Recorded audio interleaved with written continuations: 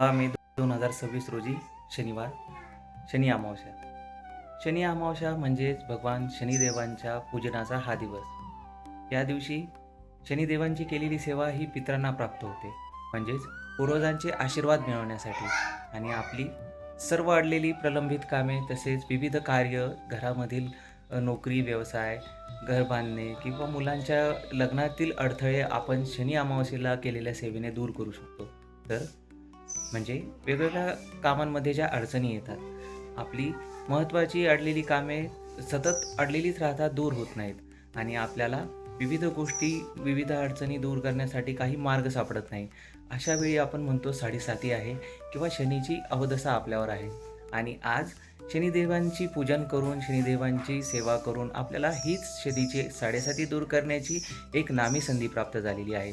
तर मित्रांनो, ह्या व्हिडिओमध्ये आपण पाहणार आहोत आपल्याला काय करता येईल की ज्यामुळे शनिदेवांची सेवा आपल्याला करून आपल्यावरील साडेसाती दूर करून शनिदेवांची कृपाप्राप्ती आपल्याला करून घेता येईल. घरात सतत अडचणी येत असतील, विविध मार्गांनी येणारा पैसा हा टिकत नसेल आणि सतत खर्च वाढत असेल, तसेच मुलामुलींचे शिक्षण आणि त्यांच्या विवाहामध्ये सुद्धा अडचणी येत असतील आणि आपल्याला आपल्या कुटुंबातील विविध अडचणी, दोष निवारण करण्यासाठी जे काय मार्ग मिळालेले असतील, ते मार्ग, ते उपाय करतानाही अडचणी येत असतील, तर आपल्याला शनिदेवांची कृपा होण्यासाठी त्यांची सेवा नक्कीच करायची आहे.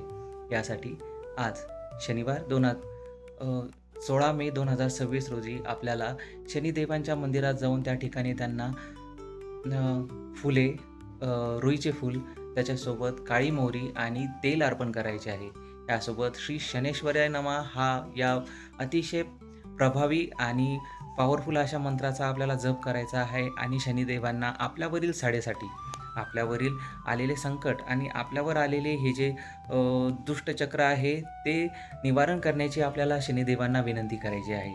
शनिदेवांना आपण विनंती करणार आहोत की आमची साडेसाती दूर करून आम्हाला आपण सौभाग्य प्राप्त करावे, जीवनातील अडचणी व अडथळे दूर करावीत, तसेच विविध मार्गी आपल्या कुटुंबामध्ये पैसा येण्याचा मार्ग जो अडवण्यात आलेला आहे, तो पैसा येण्याचा मार्ग खुला करून मुलामुलींची लग्नात आणि शिक्षणामध्ये भरभराट व्हावी ही आपण त्यांना विनंती करायची आहे. अशाला आपल्याला श्री शनेश्वराय नमः या मंत्राचा जाप तर करायचाच आहे. त्यासोबतच या दिवशी सायंकाळी पिंपळाच्या झाडाला आपल्याला दूध अर्पण करायचे आहे. तसेच श्री शनेश्वराय नमः या मंत्राचा 108 वेळा जप करत आपल्याला दूध अर्पण करायचे आहे. या दिवशी काळे तीळ, काळे उडीद, काळा कापड किंवा काळ्या रंगाशी संबंधित असलेल्या वस्तू आपल्याला शनी महाराजांच्या मंदिरामध्ये घेऊन जाऊन त्या ठिकाणी शनीश्वर भगवानांची म्हणजे शनिदेवांचे मान सन्मान करायचा आहे. मान सन्मानासाठी लागणारे श्रीफळ, खडीसाखर, 1 रुपयाचे नाणे आणि त्यांना हवी असलेली किंवा शनीश्वर भगवानांना शनिदेवांना आवडीची वस्तू, आवडीचा पदार्थ आपल्याला नैवेद्य म्हणून न्यायचा आहे. त्या ठिकाणी त्यांची पूजन करून आपल्याला आळवणी करायची आहे. त्याचसोबत आपल्याला या दिवशी गरजू व्यक्तींना अन्नदानसुद्धा करायचे आहे. कारण श्री शनेश्वर भगवान म्हणजे शनिदेव विविधांगी आपल्यावर कृपा करावीत आणि आपल्यावर प्रसन्न व्हावे, यासाठी त्यांना प्रसन्न करून घेण्यासाठी दान हे अतिशय महत्त्वाचे आहे. या दिवशी काळ्या कापडाचे दान हे विविधांगी प्रभावी मानले गेलेले आहे. परंतु काळे कापड उपलब्ध न झाल्यास आपण आपल्याकडील विविध वस्त्र किंवा वस्तू यांचे दान आपण करू शकता. तसेच शनी अमावस्येला आपल्याला पितरांची सेवासुद्धा करायची आहे. शनिदेव हे पितरांचे स्वामी असल्याकारणाने पितरांना प्रसन्न करून घेण्यासाठी व आपल्यावर पितरांचे आशीर्वाद निर्माण होण्यासाठी आपल्याला पितरांची सेवासुद्धा करायची आहे. पितरांची सेवा करताना आपण या दिवशी तर्पणसुद्धा करू शकता.